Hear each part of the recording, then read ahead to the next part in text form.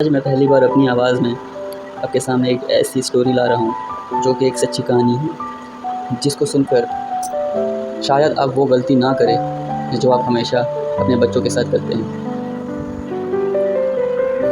पर एक रिक्वेस्ट है, सुनने से पहले सब्सक्राइब ज़रूर करिएगा और लाइक भी करिएगा, हो सके तो शेयर भी करिएगा ताकि और भी माता पिता इसको सुनें और इससे सुन के कुछ सीखें। हाँ, तो कहानी शुरू करते हैं। एक दिन एक बच्चा जो कि अपने घर के अंदर खेल रहा था, खेलने के दौरान गलती से विंडो की ग्लास टूट जाती है। तभी विंडो के ग्लास टूटने की आवाज़ से उसके फादर भाग कर आते हैं और पूछते हैं, ये खिड़की किसने तोड़ी? फैमिली मेम्बर बोलते हैं, तुम्हारे बेटे ने।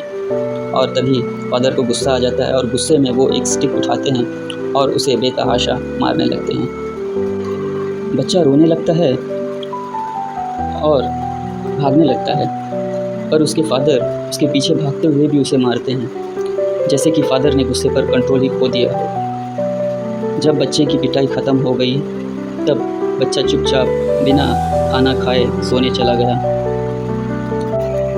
बच्चा थका हुआ भी था और दर्द में भी था। थकान और दर्द के मारे बच्चा रात भर सो ना पाया। फिर कुछ देर बाद उसे नींद लगी। फिर सुबह हुई और उसकी मदर उसे उठाने आती है और देखती है उसके दोनों हाथ के रंग बदले बदले से थे। और मदर ज़ोर से चिल्लाते हुए बच्चे के फादर को बुलाती है और वो भी चौंक जाते हैं।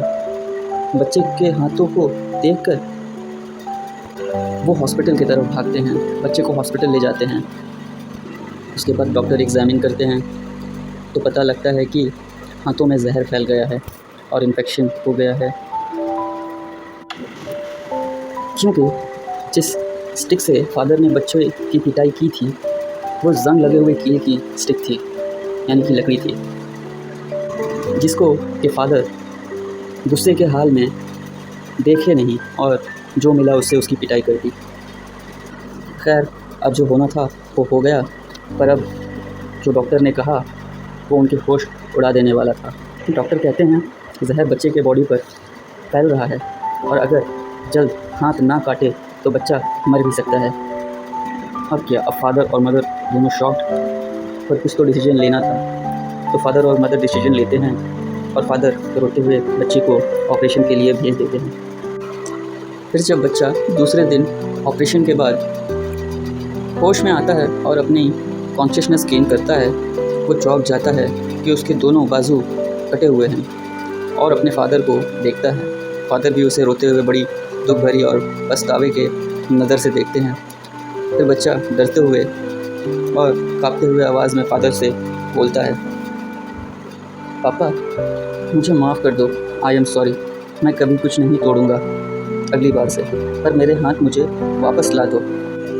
और तब इस बात को सुनकर फादर अपने आप को संभाल नहीं सकते हैं और दुख और पछतावे में कि अगली बार बच्चे के सामने कैसे जाएं और क्या जवाब दें, इस पछतावे में खुद को संभाल ना सकने के कारण वो हॉस्पिटल की बिल्डिंग से कूदकर जान दे देते हैं। फादर का एक डिसीजन और बच्चे का फ्यूचर ख़त्म। पहले हाथ और अब फ्यूचर में कौन देखेगा उस बच्चे को, उस डिसेबल्ड बच्चे को। अब फैमिली भी टूट गई फादर के जाने के बाद। तो फ्रेंड्स, आप तो समझते ही हो इस बात को, एक फैमिली में एक फादर का ना होना और फैमिली अपनी ज़िंदगी कैसे गुजारती है। लेसन ये था कि whenever child make mistake, don't lose tolerance because a moment of anger can turn into a lifetime regret. Even if child breaks something, they can come back again. But a childhood, उनकी वो मासूमियत कभी नहीं लौटेगी और आपके लिए गए वो फैसले से जो नुकसान हुआ है उसकी भरपाई कभी नहीं हो पाएगी। जैसा कि रब ने भी कहा है कि बच्चे माँ बाप के ज़ेवर होते हैं, सो उनके ऊपर हाथ उठाने से पहले सोचिए कि क्या आप अपने कटे हुए हाथ को लेकर ज़िंदगी गुजार पाएंगे। अपने बच्चे को आप भले ही अच्छे टॉयज़ ना दिला सको पैसों के तंगी के कारण, पर उनको आप एक अच्छी मेमोरीज़ ज़रूर दे सकते हो जो आप दोनों के आने वाले फ्यूचर के लिए बहुत अच्छा होगा। और मेमोरीज़ ही एक ऐसी चीज़ होती है जिसको इंसान लाइफ टाइम मौत तक संभाल के रखता है। तो याद रखिएगा इस स्टोरी को अगली बार जब भी आपके बच्चे के ऊपर आपको गुस्सा आए। सब्सक्राइब ज़रूर करिएगा।